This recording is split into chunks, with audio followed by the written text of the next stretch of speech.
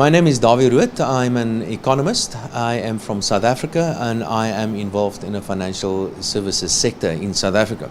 This is my first visit to Georgia and I am absolutely astounded and absolutely fascinated with what I've discovered here for a number of reasons. One is that for fun I studied communism and it was interesting for me to see how a country can move from being a communist country to where Georgia is today. And especially the public service and the public service in Georgia really impressed me.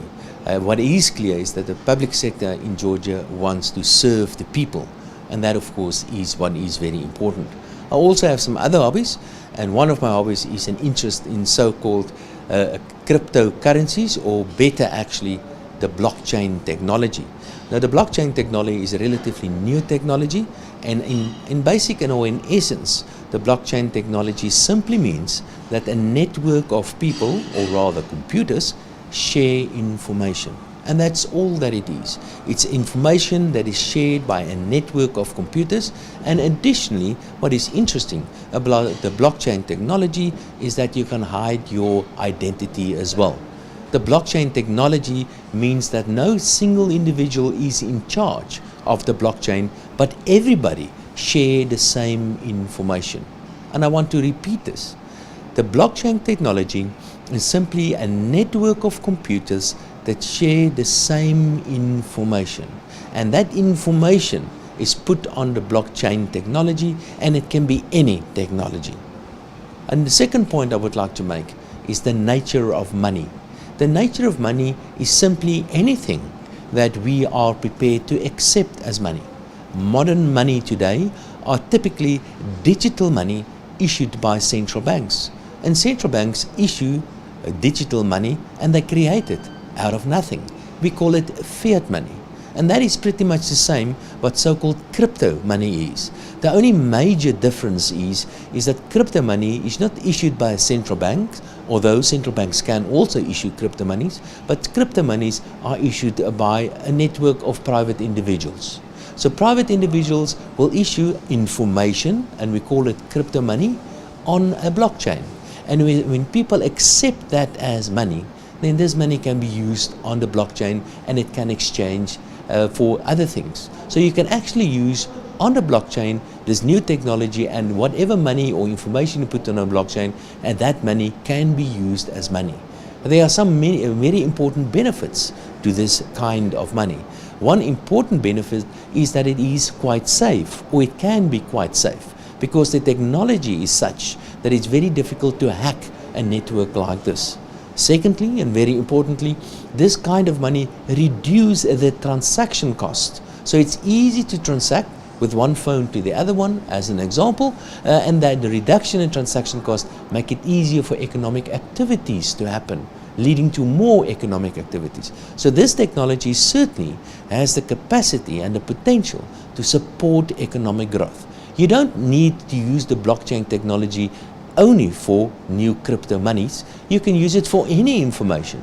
And in the case of Georgia, I understand they already use it as an asset register. So you can put the information about ownership of assets on the blockchain.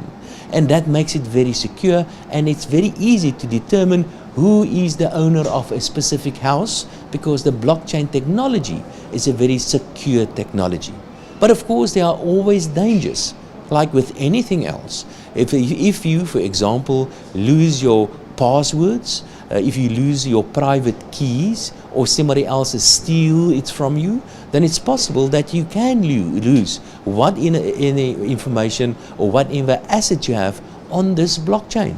And for that reason, it is of the utmost important for any individual to keep your personal information secure, like you would keep secure your personal information about your passwords to your bank account, as an example.